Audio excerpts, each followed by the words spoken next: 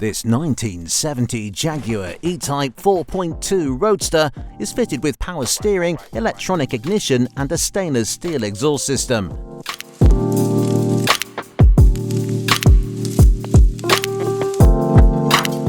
It's been in current family ownership since 2011 and understood to have been previously restored by Jaguar Restoration specialist Patrick J Lacey. It's been maintained in current ownership by the likes of marque specialists Moorland Classics.